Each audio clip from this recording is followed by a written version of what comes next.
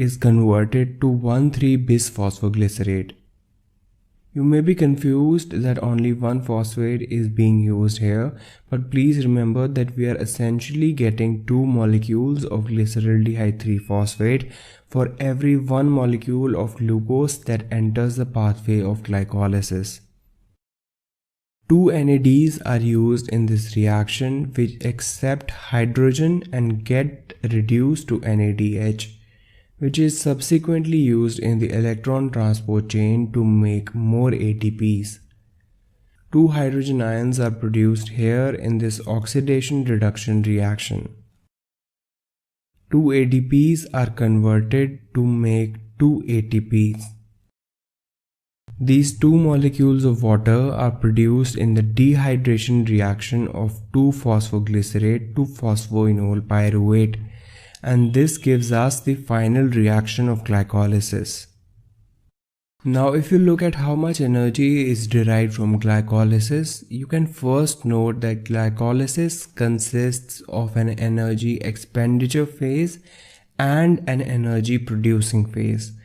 In the first phase we use 2 ATPs. 1 ATP is used here to convert glucose into glucose 6-phosphate, and the next one is used here in the conversion of fructose 6-phosphate to fructose 1,6-bisphosphate. So till now we are in a -2 balance for ATPs. In the energy generation phase, how much ATPs are produced actually depend upon whether oxygen is available or not. Let's first suppose oxygen is not available. In this case, there are only 2 sites of energy generation in this pathway. One site is here when 1,3-bisphosphoglycerate is converted to 3-phosphoglycerate, and one site is here when phosphoenol pyruvate is converted into pyruvate. Both these are examples of substrate level phosphorylation that we discussed earlier. Now since we started with 1 molecule of glucose which was split into 2, the number of ATPs produced in this reaction are actually 4 ATPs per molecule of glucose. So if oxygen is not available, we use 2 ATPs here and produce 4 ATPs here. So net ATP gain is only 2 ATPs. Now what happens if oxygen is available in glycolysis? Oxygen has no direct role in this pathway of glycolysis, but has a very important role indirectly, and that is here in this reaction.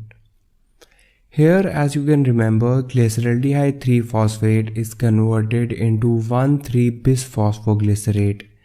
The enzyme making it possible is the glyceraldehyde 3-phosphate dehydrogenase, which removes hydrogen from glyceraldehyde 3-phosphate and attaches it to NAD to make it NADH. But the thing is that there is only a limited amount of NAD in the cell. So NADH has to be reconverted to NAD again.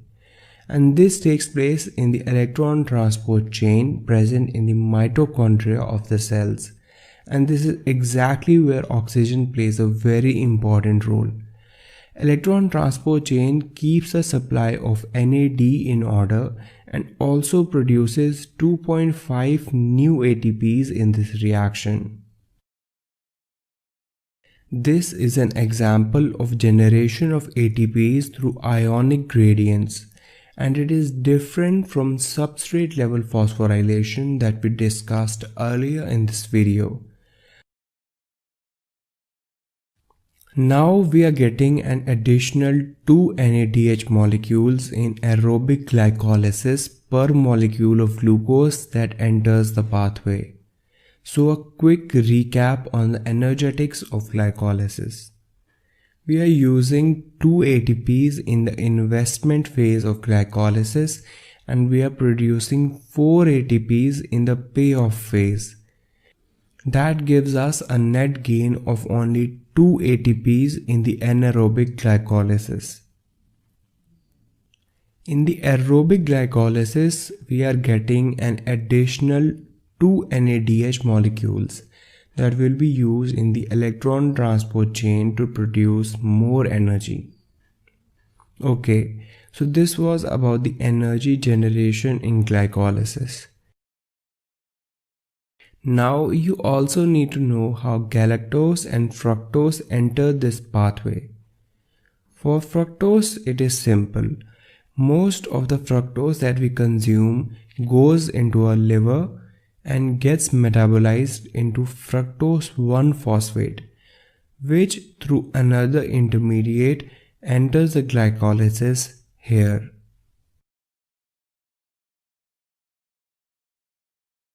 Galactose is converted to glucose 1-phosphate through a series of 4 reactions. The glucose 1-phosphate is then converted into glucose 6-phosphate by a mutase, which enters the pathway of glycolysis here.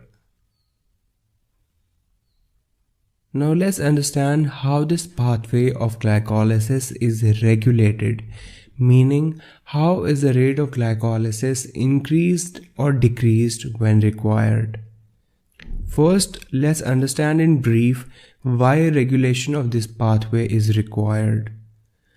Glycolysis is basically a type of pathway that lies in the center of many metabolic pathways like Krebs cycle, electron transport chain, nucleotide synthesis, lipid synthesis, etc. And it is also very important for the generation of energy. So as you can see that it is not a type of pathway that starts with glucose and we get the final product in the end which has no further use. Rather, it is a pathway in which different products are produced that are used elsewhere in the body. For example, glucose 6-phosphate is used to make building blocks of DNA, the nucleotides. Dihydroxyacetone phosphate is used to make glycerol, which is a very important substance for making essential lipids in our body. Pyruvate is important for production of cholesterol and fatty acids. And glycolysis is also very important for the generation of energy. So it becomes important to regulate this pathway at more than one point, which allows the regulation of several pathways to be coordinated. For example, dihydroxyacetone phosphate is used to make glycerol, which is used to synthesize important lipids and store energy. Now, when you are in a well-fed state, you have abundant energy in your body. Your pathway of glycolysis doesn't need to go till the end because you don't need more energy, but it still needs to go till dihydroxyacetone phosphate, which can be diverted to produce glycerol so that you can synthesize fat and store it for energy. Metabolic control must therefore allow glucose to be converted into dihydroxyacetone phosphate, even though the complete breakdown till pyruvate need not occur at such high rates. Now if you go into the details, this pathway is regulated at 3 main points by controlling the activity of 3 enzymes that act on these 3 points.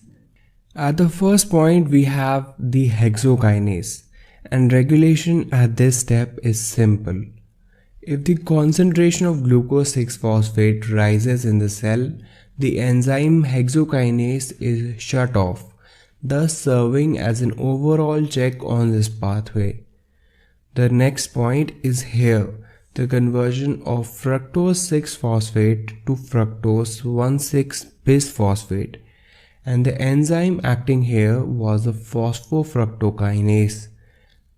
Now, phosphofructokinase is mainly regulated by 3 important factors: the energy content of the cell, hormones, insulin and glucagon, and the levels of citrate in the cell. We have discussed how the levels of ATP affect the function of phosphofructokinase earlier in this video. An increase in the level of ATP of the cell decreases the activity of the enzyme phosphofructokinase, and thus decreasing the overall rate of glycolysis. Insulin increases this rate of reaction by increasing the activity of phosphofructokinase. Now, insulin is released when we have plenty of glucose in our blood. This glucose needs to be converted into pyruvate fast for energy production and generation of other intermediates. So insulin increases the rate of glycolysis, so excess glucose in the blood can be metabolized, and it does so by increasing the activity of the enzyme phosphofructokinase. Glucagon decreases the activity of the enzyme phosphofructokinase, thus allowing the blood glucose levels to increase. This hormonal regulation is indirectly done by means of fructose 2,6-bisphosphate. Citrate is a molecule that is an intermediate in the Krebs cycle. Now pyruvate is further fed into the Krebs cycle. So if the concentration of citrate rises in the cell, it becomes important to decrease this entry, which is done by decreasing the activity of phosphofructokinase by high levels of citrate.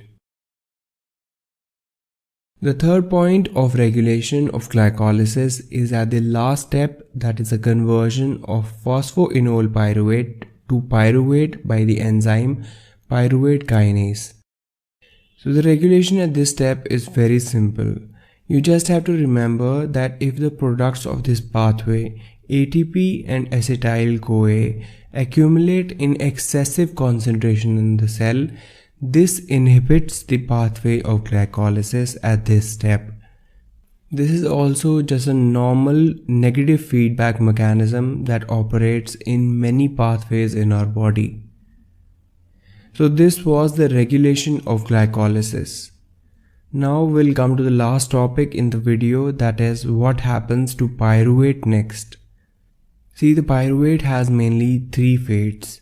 First, it can be converted into acetyl-CoA, which is further used in the Krebs cycle. This is done by the enzyme pyruvate dehydrogenase. Second, pyruvate can be converted into oxaloacetate by the enzyme pyruvate carboxylase. Oxaloacetate can be used in the Krebs cycle or for gluconeogenesis. Thirdly, pyruvate can also be converted into ethanol by decarboxylation, but this occurs in yeast and not in humans.